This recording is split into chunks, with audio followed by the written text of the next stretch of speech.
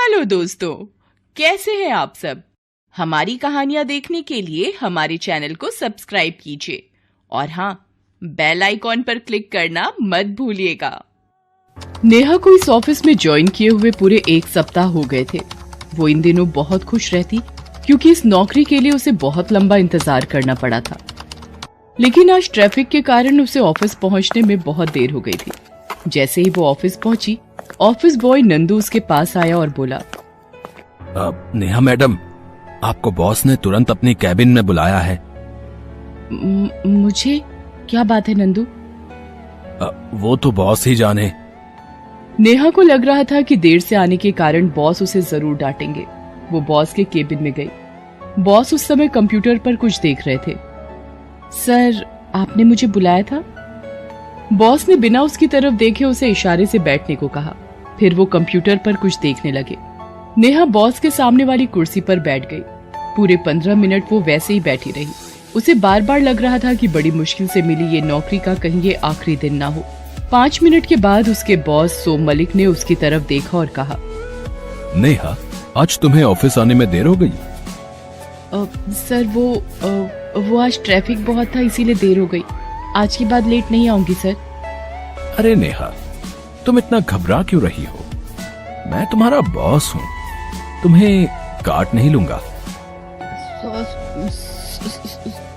Sorry sir. उसके बाद सोम मलिक अपनी कुर्सी से उठा और उसके पास आया और अजीब से अंदाज में उसे घूरते हुए कहा कि तुम इस ड्रेस में काफी हॉट लग रही हो नेहा। सोम मलिक नेहा से लगभग दुगनी उम्र का था। उसके मुंह से अपने लिए ऐसी बात सुनकर नेहा को बहुत अजीब लगा, लेकिन वो तो बॉस थे, उन्हें कुछ वो कैसे बोल सकती थी। तभी बॉस जानबूझकर उसके बिल्कुल करीब आकर खड़े हो गए और कहा कि देखो नेहा, मैं बॉस तो हूँ, लेकिन बॉस के जैसा बिहेव मेरा नहीं है। तुम पूरे ऑफिस में पूछ सकती हो कि मैं कितना फ्रेंडली हूँ, इसलिए मुझे अपने दोस्त की तरह ही समझो। तो दोस्त? हाँ, दोस्त। और जैसे दोस्त के साथ कंफर्टेबल रहती हो, वैसे ही मेरे भी साथ कंफर्टेबल रहा करो। चलो, अब जाकर अपना काम करो। तुम यंग हो, मुझे तुमसे बहुत उम्मीद है। नेहा जब बॉस के केबिन से निकली तो उसके मन में सुकून तो था, लेकिन एक प्रश्न भी था। वो सोच रही थी कि क्या मलिक सर सच में बहुत फ्रेंडली हैं? लेकिन ये बात मैं किससे पूछूं? मैं तो यहाँ नई हूँ। नेहा की माँ 5 साल पहले ही गुजर गई थी। पिछले साल उसके पापा को लकवा मार गया था, इसलिए वो बेचारे बिस्तर पर ही रहते। पहले वो काम करते थे तो घर का खर्च आराम से चल जाता था, लेकिन अचानक से उनके बिस्तर पर पड़ जाने के कारण नेहा को पढ़ाई छोड़कर काम शुरू करना पड़ा।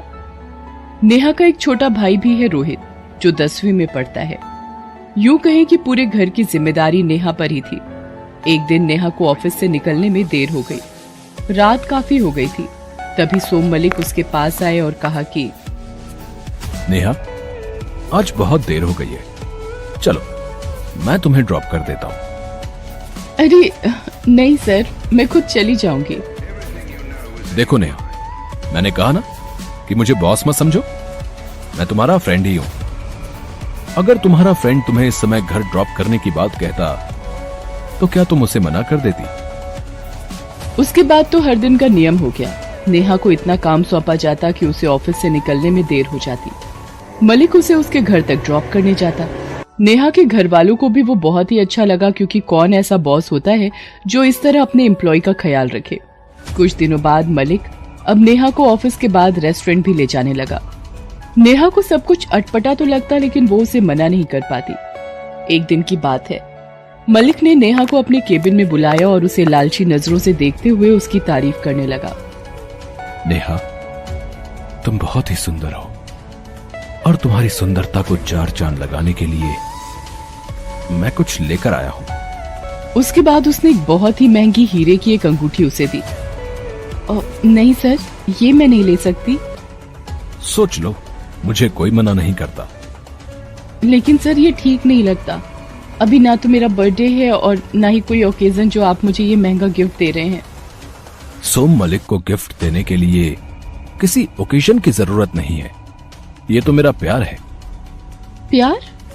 मैं अपने सभी एम्प्लॉयज के साथ बहुत प्यार करता हूँ। बहुत, जितना तुम सोच भी नहीं सकती। नेहा के दिल की धड़कन फिर से बढ़ने लगी थी। उसे अपने बॉस का ये बिहेवियर बिल्कुल भी नॉर्मल नहीं लग रहा था। सोम मलिक ने भी उसके चेहरे के भाव को पढ़ लिया था, इसलिए उसने नेहा से कहा, नेहा, रंजना को जानती हो ना तुम? दिव्या को और श्वेता को? जी जी सर, मैं रंजना मैम, दिव्या मैम और श्वेता मैम सभी को जानती हूँ। तुम कुछ भी नहीं जानती। मैं समझी नहीं सर। ये सब तुम्हारी ही तरह ऑफिस असिस्टेंट की तरह यहाँ आई थी। आज देख लो कहाँ है वो। तुम भी उनकी तरह आगे बढ़ना चाहती हो या नहीं? जी सर, आगे तो सभी बढ़ना चाहते हैं। चाहते तो सब है, लेकिन सबके पास मेरे जैसा फ्रेंडली बॉस नहीं होता। घर जाना और इसके बारे में सोचना, और हाँ, कल ये वाली अंगूठी पहन कर आना। नेहा के सामने अब सब कुछ साफ था। वो समझ गई थी कि सोम मलिक कैसा आदमी है, लेकिन उसके पास मजबूरी थी। वो नौकरी नहीं छोड़ सकती थी। हाँ, वो एक काम कर सकती थी कि वो बॉस की बात को ना माने। उसने वही किया। उसने अपने सम्मान को चुना। दिन बीतते गए। एक दिन की बात है, सोम मलिक ने उसे अपने केबिन में बुलाया और गुस्से में कहा, नेहा, तुम अपने काम में बिल्कुल भी सीरियस नहीं हो। हर दिन कोई ना कोई गलती तुम्हारे काम में होती है। इस तरह से चलता रहा तो मुझे मजबूरन तुम्हें काम से निकालना पड़ेगा। लेकिन सर, मैं तो अपना काम पूरी ईमानदारी और ध्यान से करती हूँ। तो क्या मैं झूठ बोल रहा हूँ? एक तो गलती करती हो और बॉस को झूठा बोलती हो। सर, मैंने आपको झूठा कहाँ कहा? चुप रहो, बकवास बंद करो। और ये अग्रवाल कंस्ट्रक्शन की फाइल शाम तक मेरी टेबल पर चाहिए। नेहा अपने बॉस के केबिन से बाहर निकल गई। उसे समझ में आ गया था कि उसके बॉस को आखिर दिक्कत क्या है, लेकिन उसने भी तय कर लिया था कि चाहे कुछ भी हो जाए वो कोई समझौता नहीं करेगी। उसने शाम तक काम पूरा करके दे दिया। उस दिन जब वो ऑफिस के बाहर निकल रही थी, तभी श्वेता मैम उसके पास एक फाइल लेकर आई। श्वेता मैम, आप? नेहा, बॉस ने कहा है कि ये फाइल कंप्लीट करके घर जाना है। लेकिन मैम, इसे कंप्लीट करने में तो बहुत देर हो जाएगी। वो ये बोल रही थी कि तभी सोम मलिक उसके पास आए और कहा, ठीक है, तुम घर चली जाओ, ये काम कोई और कर लेगा। हाँ, लेकिन कल से तुम्हें आने की जरूरत नहीं है। ये कहकर सोम मलिक बाहर निकल गए। उनके जाने के बाद ना चाहते हुए भी नेहा की आंखों में आंसू आ गए। श्वेता मैम अब भी वहीं खड़ी थी। क्या हुआ नेहा, तुम रो क्यों रही हो? कुछ नहीं मैम। मुझसे मत छिपाओ नेहा। मैं जानती हूँ ये राक्षस तुम्हें भी अब टॉर्चर कर रहा है, जिस तरह वो मुझे किया करता था। टॉर्चर? नेहा, सोम मलिक इंसान के वेश में जानवर है। औरतों के सम्मान से खेलना उसे बहुत पसंद है। उसके बाद श्वेता ने उसे अपनी कहानी सुनाई। उसने बताया कि उसके पति का एक बहुत बड़ा एक्सीडेंट हो गया था, जिसमें उनकी मौत हो गई थी। पूरे परिवार में वो अकेले ही कमाने वाले थे। घर में उसके बूढ़े सास ससुर और 2 बच्चे थे। घर का खर्च चलाने के लिए उसे यहाँ नौकरी करनी पड़ी। सोम मलिक मेरी मजबूरी जान गया था, इसलिए वो उसका गलत फायदा उठाने लगा। मैं उसका विरोध करना चाहती थी, लेकिन मजबूरियों की बेड़ियां मेरे पैरों से इस तरह लिपटी हुई थी कि कब मैंने अपनी आत्मा को बेच दिया मुझे पता नहीं लगा। ये कहकर श्वेता फूट फूट कर रोने लगी। मत रोइए श्वेता मैडम, मत रोइए।